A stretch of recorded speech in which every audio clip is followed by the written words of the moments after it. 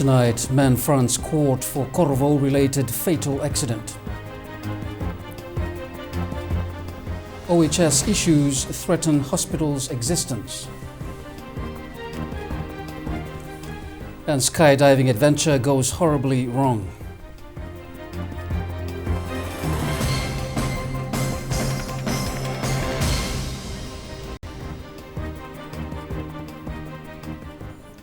Very good evening. A 52-year-old former Fiji national appeared in the Nosori Magistrates Court this morning, charged with 2 counts of causing death by dangerous driving.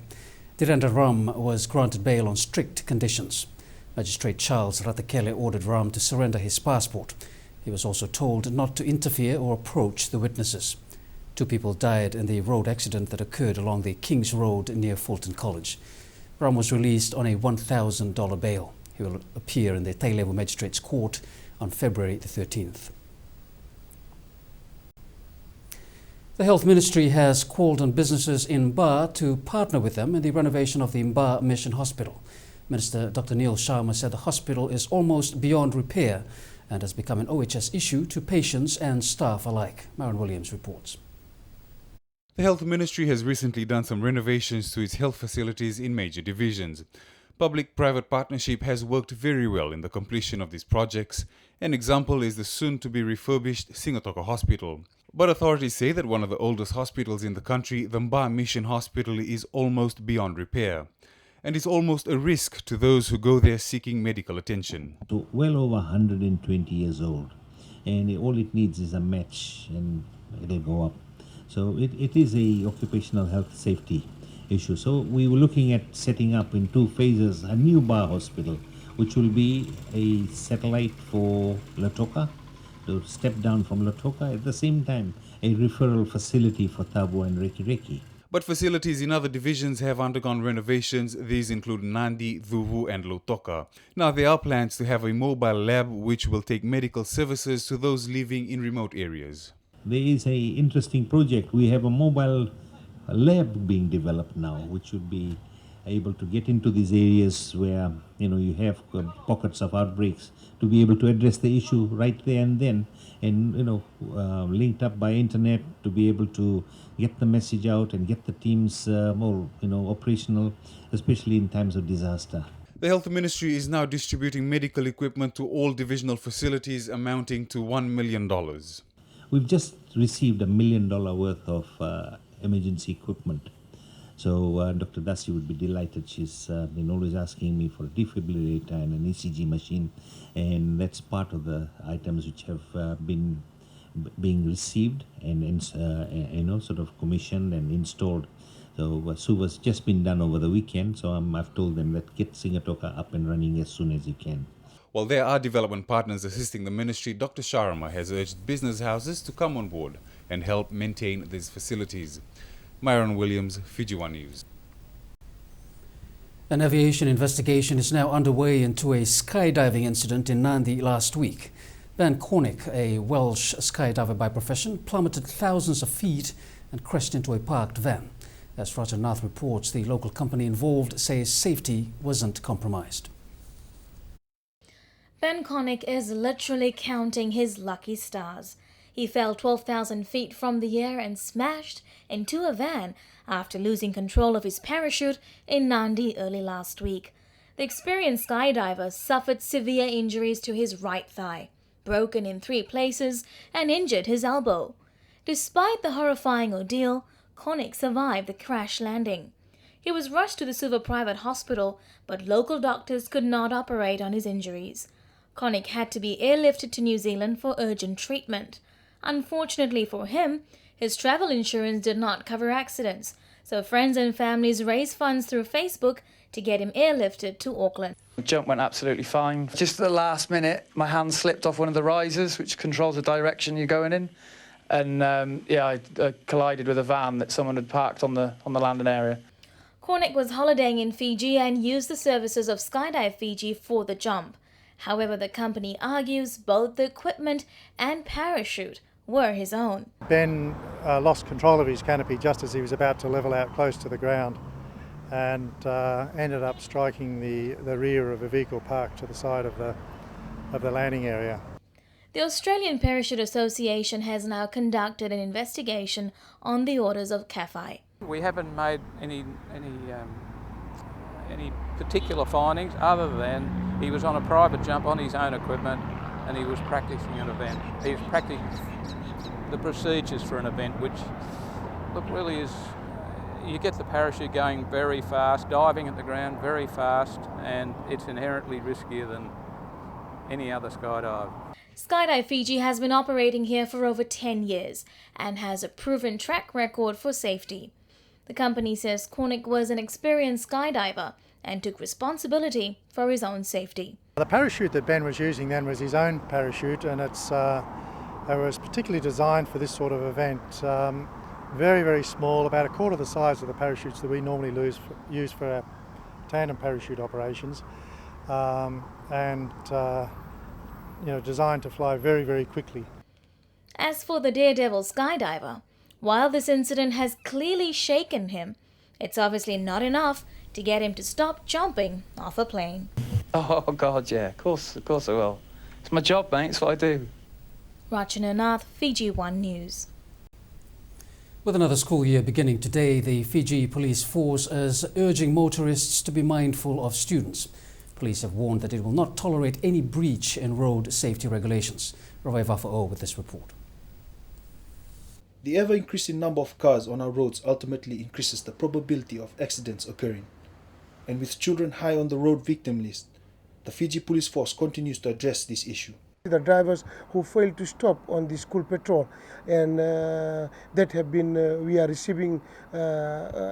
We have received previously, and again, let me say that it's a very serious traffic offence. That if you fail to adhere to traffic control on school patrols. The 2014 school year commenced today.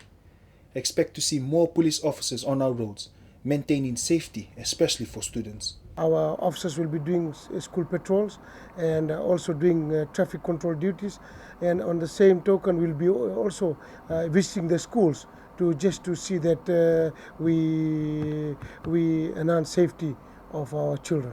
Police have also advised motorists to adhere to road regulations as the safety of our children is paramount. Always apply road courtesy to ensure that, especially for our school children, during this period, especially morning and afternoon. But it's an issue that has to be addressed holistically. Police say that this means changing the mindset of drivers too. The answer is to change the attitude, the driving behavior. That is what we want to plead to our motorists, that you respect all the signs and you respect all the school crossings and also where the foot crossings are. 70,000 traffic offences were recorded last year. Ravai Vafa'o, Fiji One News. Meanwhile, 10 students from financially disadvantaged families received educational assistance through the Help a Child Trust this morning. Established 7 months ago, as many as 1,300 students in primary and secondary schools will be assisted this year. Absalom Rambo reports. This Form 5 student of John Wesley College was counting his lucky stars as he received assistance in the form of stationery supplies from Help a Child Trust this morning. And for Sanita Vetalia of Wailea Settlement, this kind of gestures for 1,300 disadvantaged students could not have come at a better time. I'm grateful to Help a Child Trust for helping my children, in particular for the stationeries, to help them throughout the year. The primary objective is to make sure all children have access to education. Economic hardships have often been an obstacle for many. These are challenges people like Prabha Wati knows all too well. And I'm very thankful for the Help a Child Trust, so that they gave a good help to my son for school, so he can take a good knowledge in the school, he can keep on going to the school, and I'm blessed for him. But the question remains, why this morning, especially with first school term starting today? Unfortunately, our Chief Executive Officer had to be admitted to the hospital and he had to undergo major surgery. And like all other organizations, we also have some financial procedures that we had to follow or to adhere in order to undertake purchase. of items as such. When there are big quantities of items to be purchased, there are financial procedures that needs to be fulfilled before we undertake such financial obligations. According to Prasad, the turnout shows an understanding between them and the recipients. And we can see the results as of today, because most of the stationery kits and all the applicants that had registered and by right qualify for the assistance have already collected their stationeries. The assistance is particularly for families with unemployed parents, parents with special needs, and families residing in informal settlements. Apisolome Rambo, Fiji One News. Cane farmers and cane cutters continue to compliment government's decision to make an advance payment of $8.4 million this past week. The Sugarcane Growers Council says this has lifted a huge burden off of those who had to prepare their children for the new school year.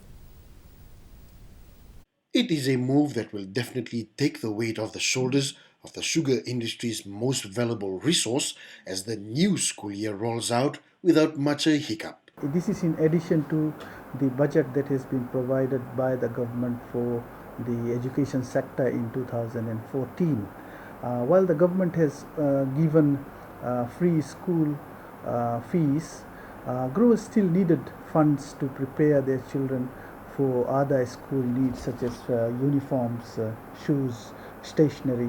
Government's timely assistance of free education and then financing the advance payment of $8.4 million ahead of the school term has been lauded by the SCGC. The recipient of this special cane payment is not only the cane growers, it also goes out to the cane cutters, the farm laborers, the tractor and lorry operators and drivers.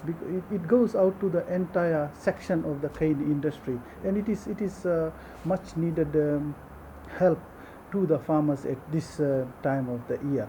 Chetty says the relief to the farmers this time around should reflect on the increased production plan they have in place, with about 2 million tons of sugarcane projected to be carted to the mills in June this year. Hopes to see that more farmers enter cane industry and more cane is produced with better yield per hectare. And we must also ensure that all the cane that is standing out in the fields are harvested and delivered to the mill in time so that the growers can reap maximum benefit. Not only the growers but the whole industry and for the country as a whole. Bulletin, Fiji One News. Ahead in the news, truancy operation activated once again. And school heads continue training on financial management.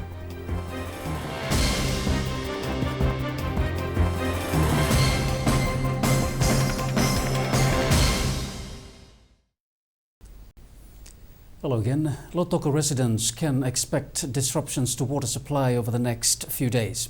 The Water Authority of Fiji says this is due to low water levels at Kashmir Reservoir. This has been attributed to valve operations currently carried out to increase inflow at the Nangando Reservoir. Areas affected include Saru Back Road, Tavakumbu Koro, Kashmir, Saru Baibai and similar area. Supply is expected to be restored progressively as the reservoir levels pick up. Water trucks will cart water to affected areas until supply is restored. The Fiji Police Force has activated its truancy operations once again. Initiated last year, the operations nabbed students found loitering around the capital city during school hours. Police officers will be out and about keeping tabs on students. The Fiji Police Force's truancy operation kicked off simultaneously with the beginning of the first school term. Initiated last year, the focus of the operation is to ensure students are not loitering around in town during school hours. The officers in the Central Division have once again set up their truancy patrol team, which will be out during school hours and especially after school hours, just to monitor the movement of children. This proactive approach will continue throughout the year. According to police, there are many reasons given by truant students. Mostly it's just peer pressure, following each other around. Some of them just said that they, just wanted to go into town. Some of them gave excuses of having to conduct projects at the internet cafes. Some of them had excuses, they were excused from schools, but some of them just had no reason whatsoever. Police say businesses had assisted the operation greatly. This contributed to the success of the initiative. The great thing about the initiative that we have ongoing is that they're always in constant liaison with each other, the police and the business community. However, the force is calling on all stakeholders to play their part in addressing this issue. It was quite successful. We managed to bring students back to the station. At the same time, there was counseling available, and then we took them back to their respective schools. Reviver for all, Fiji One News. All major government school heads around the country have been urged to set the platform for other schools to follow. That was the clear message from Education Permanent Secretary Dr. Bridge Lal today, as all school heads and Board of Governors for government schools in the Central and Eastern Division today attended a workshop on financial management on the new free education initiative by the government. Dr. Lal says it was important that government schools lead by example in all areas of education. He says that for the first time this year, schools will be preparing audited financial reports to ensure that all financial dealings are in compliance with defined financial regulations. He urged all schools to survey their schools and identify areas of need. The ministry, he says, has already disbursed all Term 1 grants to all schools. A 75% pass rate was recorded in the Fiji School Living Certificate last year. Permanent Secretary for Education Dr. Bridge Lal said the results were consistent and adds that the ministry was content with the results. There were 6,802 students who sat for the Form 6 examination. 5,117 passed, which is 75.2%. So I'm very happy with the result and I'm sure all these children will find a pathway into higher education. This comes as the Minister of Education yesterday announced the removal of entry-level marks requirements for Form 7 students around the country, which means that any student who passes the FSLC becomes automatically eligible for Form 7. The government of China has reiterated that it will continue to be a good neighbor to Fiji. This was relayed to government officials by the visiting minister for the International Department of the Central Committee of the Communist Party of China, Yu Yongjun. Government's Look North policy was also commended. Vice Minister Yu led a 3-day friendship delegation visit. He said China respects Fijians' rights to choose their own development path and adds that they believe Fijians have the capability to shape their own destiny. A highlight of his visit was the meet-up with senior government officials who had participated in the China Executive Leadership Academy in Pudong, Shanghai. The Vice Minister also paid a courtesy call to the Attorney General Isai Qayyum and Minister for Foreign Affairs and International Cooperation Ratu Inoke Kumbombola. He also expressed his government's willingness to assist our preparations for elections in September. The Tertiary Education Loan Scheme, or TELS, board conducted 2 video conferences today with its students who qualified for the Toppers scheme. Conducted by the board, the range of subjects available to students were thoroughly covered. Faculties discussed include counselling and special education, nautical science, marine engineering, aviation studies, early childhood education and culinary arts. With 30+ students tuning in from Lautoka, 14 from Nandi and 8 from Mombasa, it was an opportunity for the board as well as students to get acquainted. Especially those of you who have not given us the information. I did a TV interview before I came here. Even for those toppers who do not want a scholarship and have not made contact with us, please contact us and tell us you want the scholarship, you don't, or whatever. At least you're not depriving someone of a space, because we are holding spaces, especially for the toppers with good marks. We have the latest from around the region up next. Stay with us.